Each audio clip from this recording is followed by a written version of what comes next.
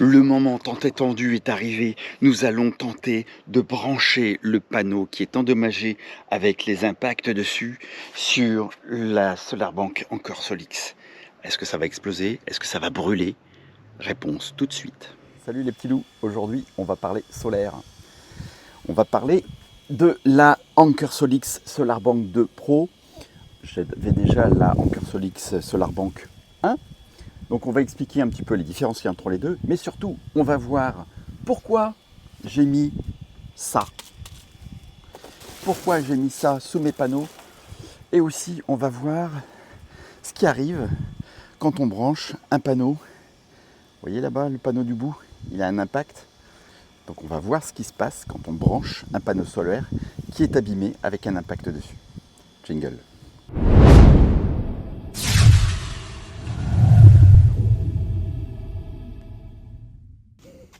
Alors pour le montage des panneaux bifaces, alors regardez, vous voyez le soleil, il est là. Il est sur le couchant là. Le sud est par là. Et donc on va utiliser ces fameux supports. Alors vous voyez ici, ça nage un peu, ça fait du bruit. Pour ça, on utilise ça. On sert, ou la clé, hein. Vous avez également une clé qui est livrée avec. Pas besoin de double clé, ça sert tout seul. Voilà. Donc vous avez le choix de le mettre soit là, soit là. Moi je vais le mettre là. Je vais vous dire pourquoi. Parce que mes poids, enfin les poids que je vais utiliser pour maintenir les panneaux en place, ben, ce sont des carrelages qui font un peu plus de 100 de large. Et donc si je les mets à l'extrême ici, ben, ça ne suffira pas. Alors là on place l'écrou, enfin le boulon par là. Faites attention à bien maintenir le support, pas qu'il tombe, parce que c'est du verre, forcément ça casse. Alors justement, pour vous montrer que ça casse, j'en ai déjà installé deux là. J'ai reçu une livraison comme ça. Donc faites bien attention d'ouvrir les cartons quand vous recevez votre livraison de chez Anker, parce qu'il y a des transporteurs qui peuvent empiler les cartons, et vous voyez ici il y a quelque chose qui a forcé et qui a cassé ce panneau là. Donc Anker m'a dit qu'ils allaient m'en renvoyer un, mais j'ai bien fait des réserves. Quand vous avez le transporteur qui vient, même s'il n'a pas le temps, vous mettez sous réserve de déballage. Voilà, donc maintenant on resserre avec la clé, plus costaud qu'avec les tournevis. Voilà, partout. Voilà, c'est terminé.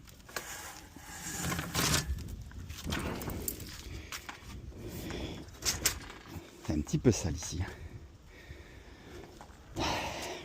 Alors, on va l'installer provisoirement, sachant forcément qu'il ne faut pas qu'il y ait d'ombre. Donc ces panneaux là, forcément, comme je vous ai dit, il faut les lester. Donc je vais mettre ici des grandes dalles pour lester l'ensemble. Vous avez la possibilité de les fixer au sol. Vous voyez ici, vous avez des orifices qui sont prévus à cet effet. Cependant, moi c'est un toit terrasse. J'ai pas envie de jouer sur l'étanchéité, donc je vais mettre juste des poids. Bon, il faut que je vous montre la différence entre les panneaux bifaces et les monofaces. Donc ça c'est un monoface. Vous voyez que le dessous il est opaque. Voilà. Donc ça a un grand intérêt en fait parce que ça a plus de puissance en watts crête. Là le soleil est ici. Et par contre, quand le soleil sera de l'autre côté, j'aurai pas de lumière qui arrive ici. Donc j'ai aucun intérêt d'avoir un biface ici. En revanche, de ce côté-là, comme je vous l'ai expliqué, le soleil tournant comme ça, eh ben, une fois qu'il l'éclairera comme ça, on aura la possibilité d'avoir un peu de soleil qui rentre par ici et donc qui produise en même temps de l'énergie. Bon, on va passer au déballage du kit Anker Solix. Donc on a une capacité de 1600 Wh dans la batterie et on a une puissance d'entrée maximale de 2400 watts. On a des panneaux de 435 watts, 4x4 16, on est 16, 17, on est largement en dessous des 2400 watts. Alors vous avez un QR code là que vous pouvez utiliser, là aussi c'est bien emballé. Notez surtout un une notice d'utilisation, enfin les normes de sécurité. Et voilà la bête. On voit tout de suite qu'on ne peut pas connecter les panneaux en série parce qu'on dépasserait les 60 volts par entrée, ce qui n'est pas du tout recommandé parce que ça pourrait endommager votre ensemble. Allez, on va brancher tout ça. Et donc les fameuses fixations vont venir se poser ici, vous voyez, comme ceci. Comme ça on sera sûr qu'ils ne se sépareront pas. Donc il y en a une de... Avec un tournevis ça va mieux. Bon, il y a également les fixations, vous l'avez vu dans le premier carton, pour mettre ici. Et donc fixer sur le toit. Mais moi je ne vais pas le faire encore une fois parce que je tiens à l'étanchéité de mon toit. Puis de toute manière, je peux vous dire, il faut du vent ici pour pouvoir renverser ça. Moi il sera ici. Je vais peut-être faire un chapeau ici pour le mettre à l'abri. Hop. Des détrompeurs. Hop.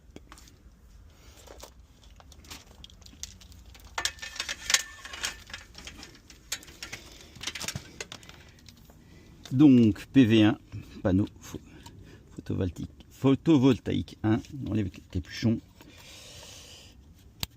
Vous ne pouvez pas vous tromper de polarité puisqu'il y a des détrompeurs partout. Et voilà mon premier panneau branché. C'est simple, hein. Donc il me reste les 1, 2, 3 panneaux ici qui iront sur ces entrées 1, 2 et 3.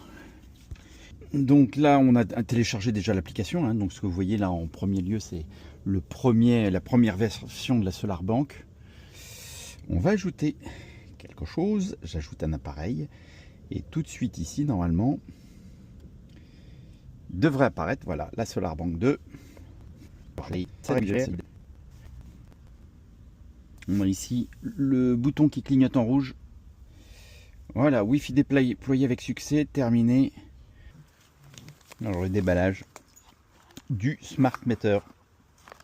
Vous avez donc pour le triphasé 3 capteurs. Vous avez une antenne, on va dire amplificatrice, si vous êtes éloigné de votre SolarBank. Voilà ici la petite antenne. Brancher la phase ici, le neutre ici, et ça ira directement sur l'arrivée en L1. On va le mettre sur l'arrivée de courant, sur la phase également. Alors juste pour info, hein, quand on l'allume, il clignote comme ça, donc il teste le Bluetooth, il teste la connectivité, et après, forcément, il va s'éteindre. Donc nous, on va tout de suite aller dans l'application Anker.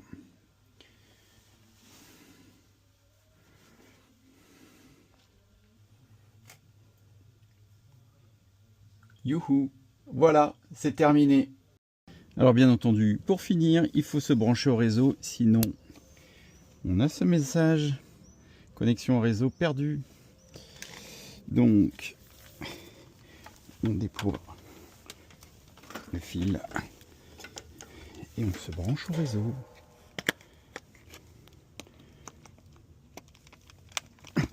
Alors, en résumé, le SolarBank 2 Pro a une capacité de 1600 Wh, 1,6 kWh. À cela s'ajoute la batterie additionnelle qu'on a imbriquée dedans, hein, 1600, donc là j'ai une capacité de 3,2 kWh. On a la possibilité d'augmenter la capacité pour arriver à une colonne ici de batterie qui nous amènerait jusqu'à 9,6 kWh. Alors en fonction de votre besoin, est-ce qu'il faut absolument cumuler comme ça les batteries? Eh bien je dirais que même si vous êtes un gros consommateur d'énergie, je dirais pas forcément. Pourquoi? Parce qu'on l'a vu en entrée, on a 2000 watts. Donc ça c'est bien, on a 4 panneaux, 4 x 4, 16, on a largement assez pour faire rentrer l'énergie que le soleil produit. En revanche, en sortie, on n'a que 800 watts. On ne peut consommer que 800 watts à la fois. Exemple, j'ai parfois la pompe à chaleur qui se met en route. J'ai une résistance d'appoint dedans. Si j'ai accumulé mes 9 kWh de batterie, je ne pourrai pas les utiliser puisque 800 watts à la fois, ça ne sera pas suffisant pour ma résistance. Donc le système sera obligé d'en prendre une partie sur le réseau. On espère qu'Anker Solix fera une mise à jour pour pouvoir sortir plus de 800 watts. Sinon, on va être obligé de racheter une deuxième banque pour avoir 2 fois 800 watts. Cet Anker Solix, c'est qu'il n'y a pas d'onduleur. L'onduleur est intégré. Je vous montre en détail la SolarBank 1. Vous avez ici la batterie. Et ici, on avait l'onduleur. Donc là, c'est un tout en un. Il y a des avantages, il y a des inconvénients. L'avantage, c'est la facilité d'installation. Il n'y a pas de branchement supplémentaire à faire. L'inconvénient, c'est que si l'onduleur interne tombe en panne, eh ben, c'est l'ensemble qu'il faut renvoyer. Alors voilà, l'installation est faite. On va pouvoir maintenant relever les compteurs. L'Anker Solix SolarBank 2 est installé. Vous ne le voyez pas ici, mais il y a une bande LED qui circule. Bon, pour moi, c'est complètement inutile de mettre une bande LED ici parce que de toute manière, on ne voit jamais l'appareil, sauf s'il est posé au sol, mais bon, moi c'est sur un toit terrasse, donc...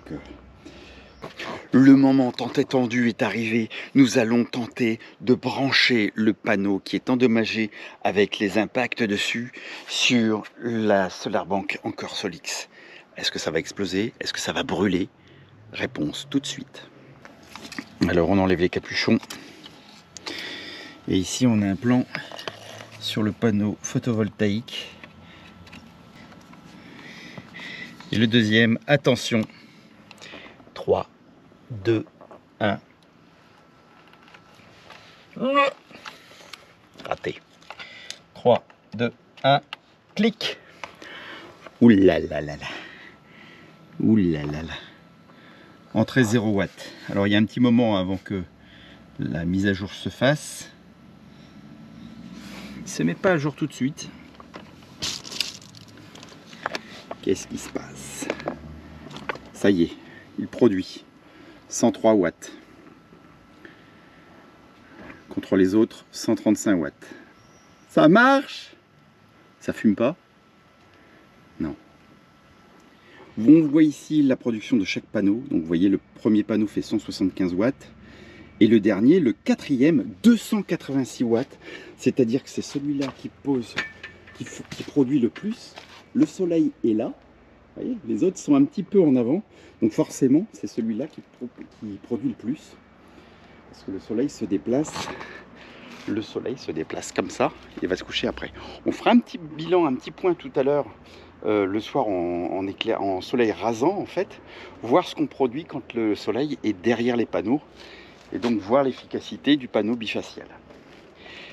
Et on précisera aussi l'efficacité, je vous le promets, de ces réflecteurs. En fait, ce sont des isolants qui sont d'aspect chromé, hein, et qui renvoient la lumière. Et donc on fera le bilan, je vous dirai combien on gagne grâce à ces petits, à cet isolant. Faut savoir que je l'ai acheté chez Brico Dépôt. C'était un rouleau de 20 mètres, je crois. J'ai payé ça 50 €. Je ferme la production ici. Clic. Vous voyez ici la petite animation que on a du courant qui va vers l'extérieur. Donc j'injecte 800 watts, je ne consomme que 165 watts. Et j'ai ici la grille, hein, c'est-à-dire le réseau, qui me prend 634 watts. Zut, tout ça parce que ma SolarBank, elle est pleine. Si je regarde la SolarBank, vous voyez, la SolarBank est pleine. Donc quand la SolarBank est pleine, eh ben j'évacue, voilà, j'évacue 640 watts sur le réseau. Si on va sur mon autre, sur ma SolarBank 1, qui elle n'est pas pourvue du SmartMet, le SmartMeter, on voit ici que j'ai une charge de 92 watts, pardon, 92%, et il continue à injecter dans le réseau malgré tout. Donc il met 41 watts parce que je lui ai demandé. Donc ici, il faut que j'aille manuellement. Donc on rentre dans les appareils, je vais rentrer sur ma SolarBank 1. Je clique sur la puissance ici, et vous voyez ici, si je clique sur la puissance, je peux définir la puissance. Je vais rentrer plus de puissance, je vais rentrer, voilà, enregistrer.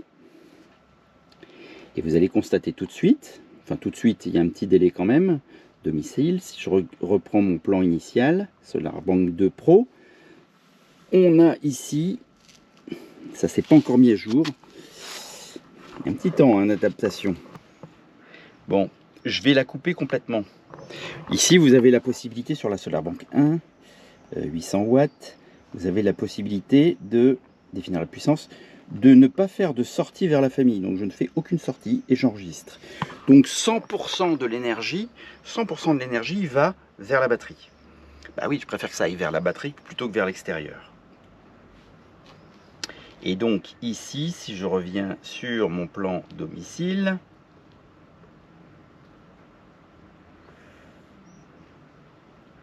SolarBank 2, eh bien j'ai 304 watts qui va vers la grille. Donc j'ai un petit peu moins que tout à l'heure, forcément. J'ai toujours quelque chose qui va vers la grille. Donc l'idéal, ça serait de charger un petit peu la voiture. Même si la voiture ne prend pas 300 watts, mais au moins ça serait cette partie de puissance qui n'irait pas dans le réseau directement. Donc là, vous voyez, on est dans une configuration avec du soleil. Vous l'avez vu dans l'installation, j'étais avec une couverture nuageuse. Il faut savoir, j'ai calculé, il faut savoir que entre le soleil et un voile nuageux, vous perdez quasiment 75% du potentiel énergétique du soleil. Donc il y a que, voilà, le rendement est de 25% par rapport à quand le ciel est complètement dégagé. Deuxième critère aussi, c'est que là, vous voyez, je pose la main sur le panneau, il est bouillant. Les panneaux ne sont pas au maximum de leur capacité quand ils sont trop chauds. Il n'y a pas de possibilité de les refroidir. D'ailleurs, les meilleurs rendements s'obtiennent non pas en juillet, en août, en été, quand il fait très très très chaud, mais aux alentours du mois d'avril, enfin en printemps, quoi, quand on a normalement des grands soleils. C'était pas le cas cette année. Mais quand au mois d'avril, on a des grands soleils, mais des températures qui restent correctes, eh ben, on a un meilleur rendement. Alors, petite précision, vous voyez ici que j'ai sur la grille 184 watts qui partent dans le réseau, mais le chiffre est pas en négatif. Je trouve ça un peu dommage. D'ailleurs, quand vous allez sur les appareils, si je vais sur le SmartMètre, vous voyez, sur le SmartMètre, je vous mets la photo d'écran, la copie d'écran aussi. Sur le SmartMètre, j'ai bien moins de 194 watts.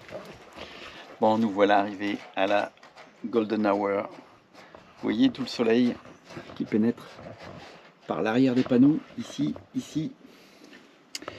Alors, on va regarder la production ici, vous voyez. Donc en entrée, on a 25, 28 watts, 35 watts et 36 watts. Donc celui-là est à 28 watts. Alors maintenant, je vais vous expliquer pourquoi j'ai mis ça. Vous vous en doutez, hein, c'est un côté réfléchissant. Le fait d'avoir un toit terrasse noir, bah, ça n'aide pas en fait à projeter la lumière dessus. Et disons que l'idée, elle m'est venue d'une vidéo que vous avez certainement vue, enfin peut-être vue, une vidéo de Xav, de la chaîne Xavmax, qui avait mis une couverture de survie sous un panneau bifacial. Et donc il avait constaté qu'il y avait un léger gain de production. Donc maintenant on reste à déterminer le gain que l'on obtient grâce à ces isolants réfléchissants. On est ici sur un gain de 29 watts. J'ai peur que ce ne soit pas très parlant. J'ai fait une démonstration il y a quelques jours où il y avait un grand soleil. Là j'ai un petit peu de couverture nuageuse, donc c'est pas optimisé. Je sais pas si vous voyez, il y a une couverture nuageuse. Donc le gain il n'est pas sensationnel. Je vais quand même essayer. Mais d'ores et déjà, je peux vous annoncer que j'avais un gain de 10 watts par panneau, en fait. Et c'était assez impressionnant d'ailleurs, parce que j'avais pas du tout mis ces couvertures-là. Et je les ai mises, et quasiment au watt près, c'était 10 watts de gagné sur un ensoleillement total. Donc là, on va faire le test. 26, j'ai 26 watts, donc normalement, je devrais avoir 16 watts. On va vérifier ça. Bon, voilà, je vais vous montrer. On a 15 watts. Et les autres panneaux sont à 23, 28, 37. 15 watts, j'étais à 27 watts, donc j'ai gagné. Je gagne 12 watts avec cette couverture. Eh ben 12 watts, c'est pas grand chose, mais multiplié par les heures qui vont s'écouler et multiplié par le nombre de panneaux, finalement, c'est un vrai gain. Donc je vais la remettre. Alors j'ai oublié de vous dire aussi, c'est une batterie, ce sont des batteries LFP qui est à l'intérieur. C'est garanti pour 6000 cycles de recharge, donc c'est énorme, hein. D'habitude c'est... d'habitude, auparavant on était à 3000 cycles, là on a 6000 cycles de recharge, c'est assez impressionnant. La garantie de ces batteries est de 10 ans, mais la durée de vie, elle est estimée à peu près 15 ans. Donc c'est énorme. Encore une fois, comme dans la vidéo précédente, je ne fais pas de calcul. Je vous ai expliqué pourquoi. Malgré tout, j'ai eu des commentaires qui me disaient que la vidéo précédente était inutile dans la mesure où il n'y avait pas de calcul. Et on m'a répondu donc qu'on pouvait faire le calcul pour ma région.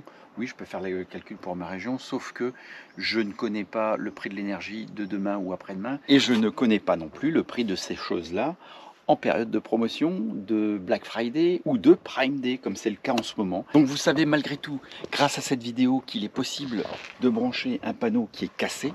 Même si vous me le renvoyez, le panneau est cassé, il produit de l'énergie, il produit du courant. Il y a juste une question qui se pose sur l'étanchéité dans le temps. Je pense que voilà, au bout d'un moment, s'il y a de l'humidité qui rentre et puis qu'il y a un coup de gel, je pense que le panneau va pas aimer. Donc de toute manière, il faudra le changer. Et puis vous savez aussi maintenant que ce genre de choses vous fait gagner 10 watts par panneau en temps normal. Donc c'est pas négligeable. Si c'est une astuce qui peut vous aider dans les installations existantes que vous avez, au moins cette vidéo vous aura été utile. Alors maintenant, qu'est-ce que je pense de ce kit SolarBank Anker Solix? On va commencer par les défauts. Dans les défauts, j'ai trouvé que le rafraîchissement de l'application n'était pas optimal. Malgré la présence du smart meter, j'ai trouvé qu'il y avait toujours un temps de latence. Et c'est le cas.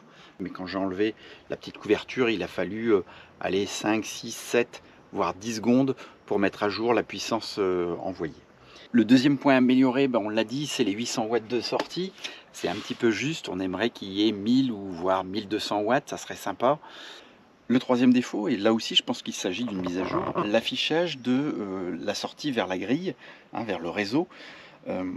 On le voit apparaître sur un endroit de l'application en négatif, et sur l'écran principal du système Anker Solix, on voit la sortie, on voit bien le flux vers la sortie, mais on ne voit pas que c'est en négatif. Je trouve que là, il y a une petite mise à jour à faire pour avoir une lecture plus sympa et surtout plus fiable.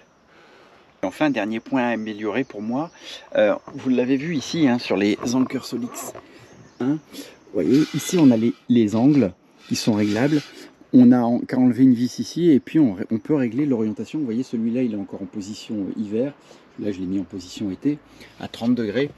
Et je trouve que, encore les systèmes de fixation, même si c'est de l'aluminium, je trouve que c'est pas très pratique. Si je veux en hiver passer en 45 degrés ici, je vais devoir dévisser ici pour les 4 panneaux, alors qu'on aurait un système de clips en fait. Je défais. Je sais que ça existe, mais juste un système de clips, ça serait quand même plus sympa.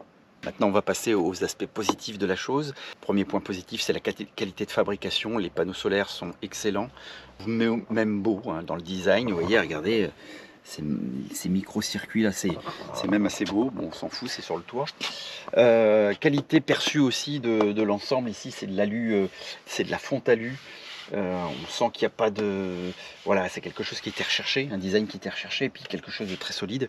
Deuxième point positif, c'est la simplicité d'installation. Je m'en suis très bien sorti avec les branchements. Franchement, c'est quelque chose que vous pouvez reprendre là aussi, que si vous déménagez, vous reprenez les panneaux, vous reprenez ça, il n'y a rien de spécial à démonter. C'est quand même pas mal. Troisième avantage aussi, c'est le système de briques empilables qui vous évite des sorties de câbles supplémentaires. Donc ça s'en fiche très simplement et c'est tout de suite reconnu par l'application. Quatrième point fort, c'est l'application. Je la trouve très intuitive, très fluide, avec des options très simples à manipuler. Franchement, au niveau de l'application, ils ont fait quelque chose de très bien. Avec les animations, tout ça, c'est vraiment top.